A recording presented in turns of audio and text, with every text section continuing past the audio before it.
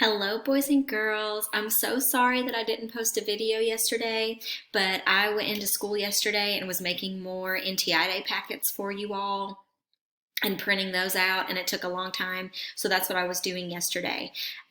This week, all of my videos are going to be reviewing the nonfiction skills that we've already learned because our last unit for the year was going to be about nonfiction. But before we go into new nonfiction topics, I'm going to work with you on some skills that we've already learned. So the very first thing that we ever talked about with nonfiction stories is asking and answering questions. And when you're doing that, before you read a book, a nonfiction book or a fiction book, you need to think about what you already know about the topic. So a way to do that is to make a real quick KWL chart. And the KWL chart stands for what I already know, what I'm wondering, and what I've learned. So in this column, we're going to put what we already know about the topic. In this one, we're going to put questions we have that we don't know.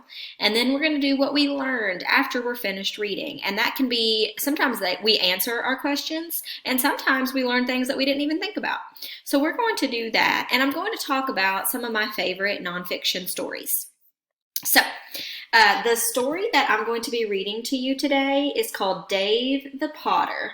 And underneath the title, it says Artist, Poet, Slave.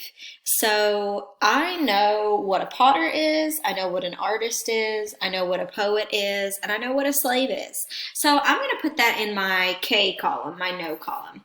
I'm going to say I know that a slave is someone who works without pay and is not treated fairly. Okay?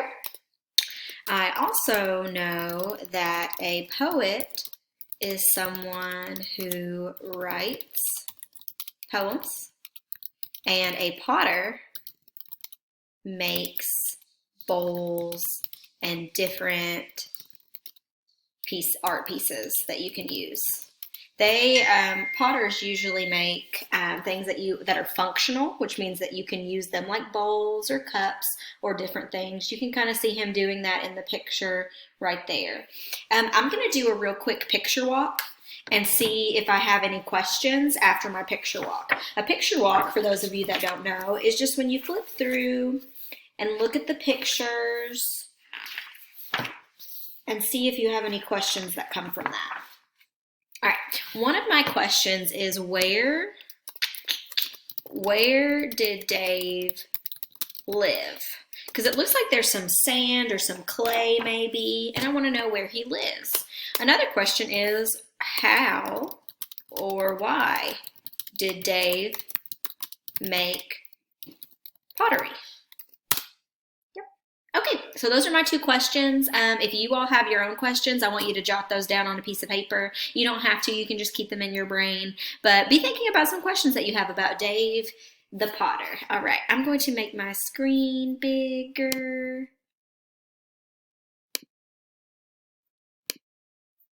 Okay, Dave the Potter.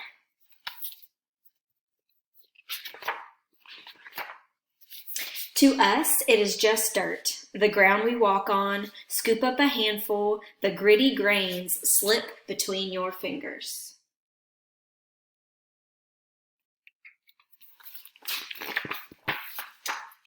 On wet days, heavy with rainwater, it is cool and squishy, mud pie heaven. But to Dave, it was clay, the plain and basic stuff, upon which he learned to form a life as a slave nearly 200 years ago. So right there, boys and girls, I know that Dave lived 200 years ago. So I could jot that down in my L column. I learned something new. To us, it is just a pot, round and tall, good for keeping marbles or fresh cut flowers. But to Dave, it was a pot large enough to store a season's grain harvest, to put up salted meat, or to hold memories.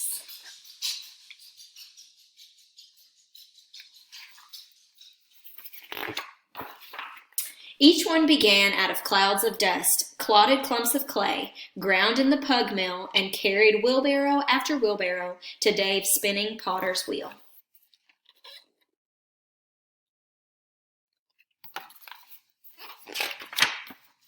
With a flat wooden paddle large enough to row across the Atlantic, Dave mixed clay with water drawn from Big Horse Creek until wet and stiff and heavy.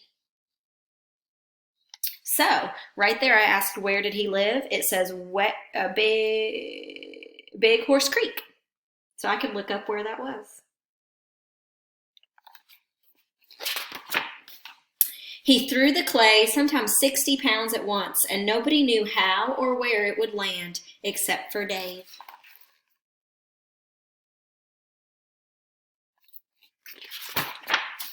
Dave kicked his potter's wheel until it spun as fast as a carnival's wheel of fortune. Boys and girls, if you've never seen a potter working at a potter's wheel, I encourage you to look it up on YouTube because it's pretty neat how they use it. Like a magician pulling a rabbit out of a hat.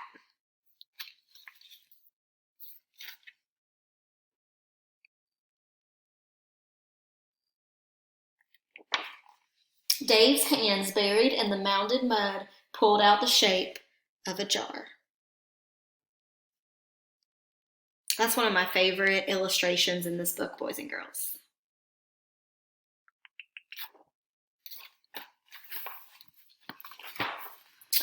His chapped thumbs, pinched into the center, squeezed the inside against his fingers, outside.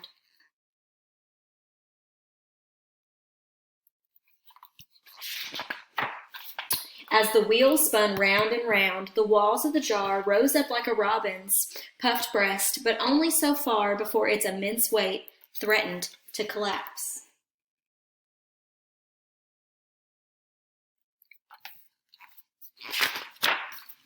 The jar grew so large Dave could no longer wrap his strong arms around it. If he climbed into the jar and curled into a ball, he would have been embraced.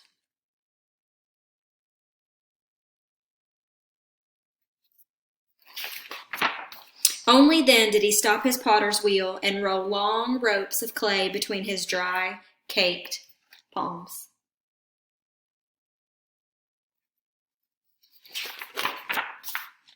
Dave mounted these coils of clay one by one on the half-finished jar. He ran his wet fingers along the sides to smooth it all together, kicking the wheel with the heel of his foot.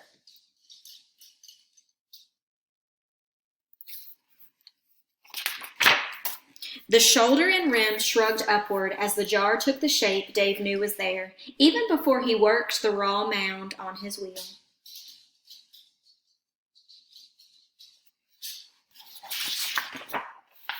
While the clay dried, Dave pounded wood, ash, and sand to mix a glass-like brown glaze to withstand time.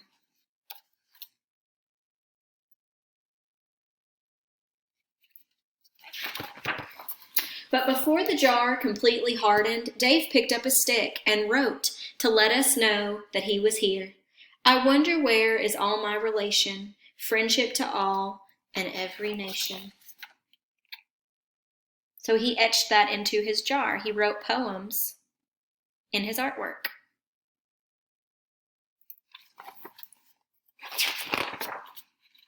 All right, and at the end of this story, it has pictures of the jars that he really made with his poems still in there. So this is a true story, boys and girls, so that's how he would make his artwork.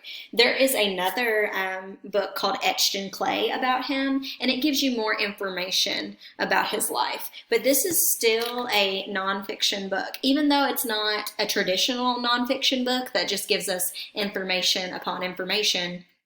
It's still a true story, and it still does give us information. So at the end, it says, Dave is an important American artist. His beautifully crafted jars stand out among the pottery of the time. His whimsical poems embody a simplicity and deep emotional complexity that rivals Japanese haiku. These are remarkable accomplishments in themselves, but for Dave, who lived most of his life as a slave, they are even more incredible. We have printed his poems here as they appeared on the pots, including mistakes, as well as various marks such as dashes and plus signs. So it says that Dave lived in the Carolinas, so North Carolina and South Carolina. So that answers one of my questions.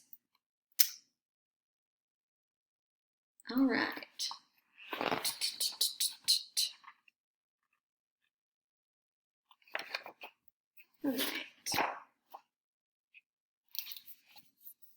All right, so that is Dave the Potter, and I'm going to go back to our KWL chart.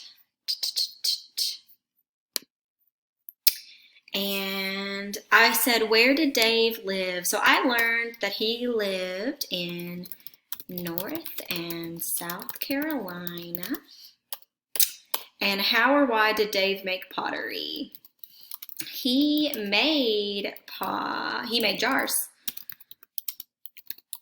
by collecting clay and using his potter's wheel. Then he put poems into the jar. Well, didn't put, he etched them. That's a better word. He etched poems into the jar because he didn't put it inside the jar. He put it on the jar. And this book didn't really go into why he did that, but the other book that I've read about him said that he was expressing himself, and it was a way for him to practice his reading and writing. So that's why he would do that. And to also, like his poem said, like this book said, to let people know who made the jar. All right, boys and girls, tomorrow when I read to you, we're going to read another nonfiction book, and we're going to talk about the main idea of these books. And the main idea is what they are mostly about or what they're all about. So we're going to talk about details and main idea in these stories tomorrow. I hope that you liked Dave the Potter, and I will talk to you tomorrow. Bye.